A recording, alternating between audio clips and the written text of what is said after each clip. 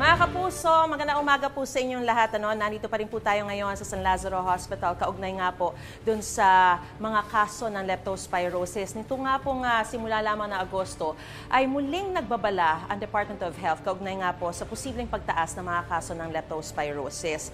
At kasunod po yan ng sunod-sunod na pagbaha dulot ng magkakasunod din po ng mga bagyo na nanalasa po sa ating bansa. Yung Krising, Dante, Emong at nadagdagan pa yan ng hagupit ng habagat.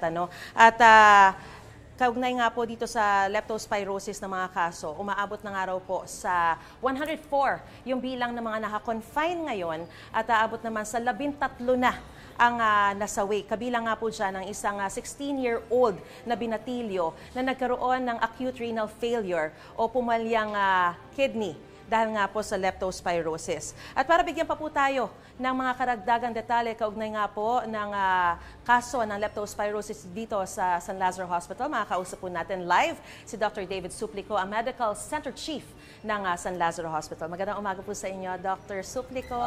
Good morning po, Maris. Gusto ko rin pong batiin yung mga nurses po natin at mga midwife na ngayon po ay pumapasok po sa hospital ngayon kasi pasukan nila is 6 a.m. Alright, oo, syempre talagang yan po ang mga heroes natin. Yes. Talagang tumutulong po. Samantala mga Doc, unahin ko na po, kasi kanina nung nagbigay tayo ng detalye, talagang parang halos dumoble na kagad yung bilang ng mga kaso ng leptospirosis in just a few days. From August 5 to August 8 ngayon, naging 13 na po yung nasawi, tapos nasa 104 na po kagad yung bilang ng mga nakakonfine. Ano po ba yung dahilan? Bakit ganito kabilis yung pagdoble o pagtriple pa ng bilang ng mga nagkaka-leptospirosis? Yung gobyerno natin kasi through the DOH, meron kaming programa na namimigay kami ng prophylaxis ng doxycycline sa mga komunidad bago po yung baha. Unfortunately po, hindi po sila napupunta po sa kapangkaraniwang tao.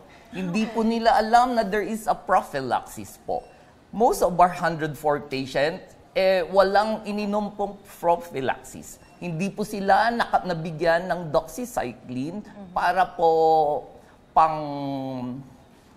natin sa mga leptospira bacteria. Kailan po ba dapat iniinom itong mga prophylaxis na ito? Kasi yung iba talagang mapapasuong ka na lang talaga agad sa baha eh. Usually, after mong Lumusong. sa baha, lumusong sa baha, kailangan mong uminom ng prophylaxis.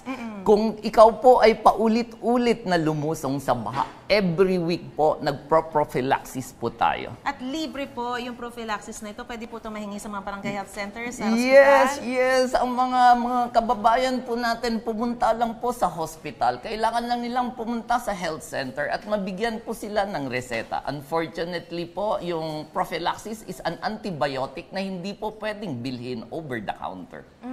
Okay. Simulan na po muna natin, paano po ba talaga nagkakaroon ng leptospirosis? Lagi po ba yan sa paglusong lang sa baha? Ang problema kasi, ang leptospira bacteria ay nanggagaling sa ihi ng daga. Nag-iihi po yung daga, pag marumi po yung paligid, napupunta po sa lupa at during baha time po, nabubulabog po sila. Ngayon, nandyan na sa tubig ang leptospira bacteria. Ngayon, ang mga mamayan po natin, may mga sugat po sila sa paa, may mga paltos po, may mga alipunga, at doon po nagkakaroon ng pagpasok sa katawan ang leptospira bacteria. Pero pwede niyo po makuha rin yan kahit na hindi sa paglusong lang sa baha? Yes.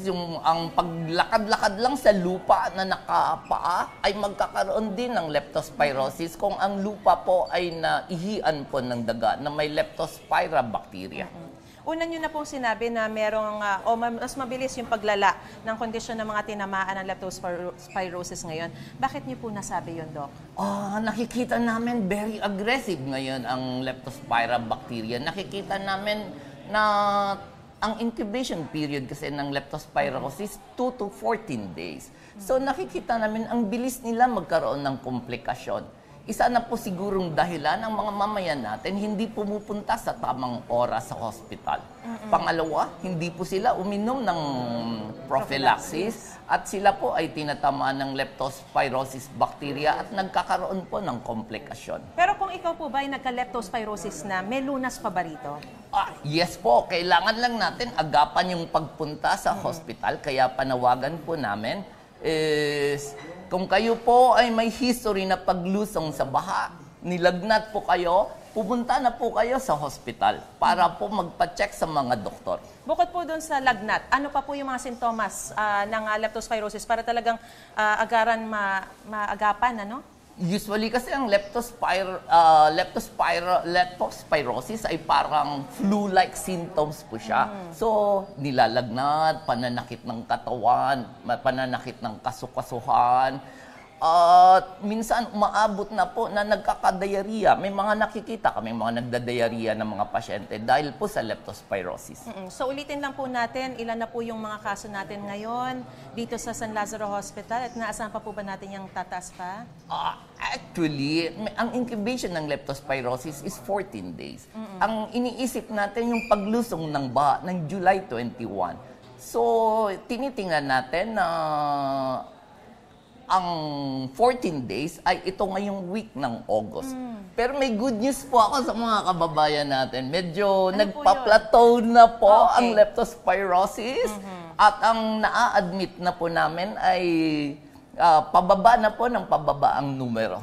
Okay. So, ulitin lang po muna natin, sa lahat po ng hindi maiiwasan lumusong sa baha, kailan at gaano kadalas dapat inumin yung prophylaxis? Ang prophylaxis kasi, kung ikaw po ay may sugat sa paa, kailangan mo uminom kaagad ng isang beses na doxycycline, antibiotic, 2 kapsula po. Pero kung paulit-ulit yung paglusong mo po sa baha, na hindi natin maiwasan minsan, every week po, umiinom po tayo ng doxycycline every week po. Okay. Pero ang pinaka-importante, kailangan nila talaga magpakonsulta sa doktor para sila po ay mabigyan ng reseta. Alright. Maraming salamat po sa impormasyon binigay niyo po sa amin. Yes. Dr. David Suplico, Yes. siya po ang Medical Chief ng San Lazaro Hospital. Sa inyo pong panahon at sa impormasyon binigay niyo po Yes. sa amin. Salamat po. Ingat po. Salamat po. At magandang balita rin po na nagpa-plateau na nga po ang bilang ng mga nagkakaroon ng leptospirosis. Mga kapuso, narito pa rin po tayo ngayon sa San Lazaro Hospital kung saan nga binabantayan din po yung mga pasyente na may leptospirosis dahil nga po sa paglusong nila sa baha dulot ng mga nagdaang mga bagyo at pati na rin po ng habagat. At base po sa latest record ng San Lazaro Hospital, as of today, August 8 po, ay umabot na nga po sa 104 ang mga naka-confine na may leptospirosis at nasa 13 na rin po ang nasawi. Again, karamihan po rito ay nagka-leptospirosis dahil po sa paglusong sa baha nung nakaraang mga bagyo at habagat noong Hulyo. Ngayon po na itatala ang pagtaas dahil may 2 to 14 days na incubation period ang leptospira na bacteria, no? Kapag ito po ay tumama sa inyo. Ang good news now, daw, ayon kay Dr. David Suplico, ang Medical Chief ng San Lazaro Hospital, ay nagpa-plateau na raw po ang kaso. Gayunpaman, ay nabisuhan pa rin po ang lahat ng lumusong sa baha na nakararanas ng sintomas gaya ng lagnat at pananakit ng katawan na magpatingin agad sa doktor para maagapan ang sakit. Sa mga di naman po may iwasan lumusong sa baha, kailangan po kayong uminom ng prophylaxis.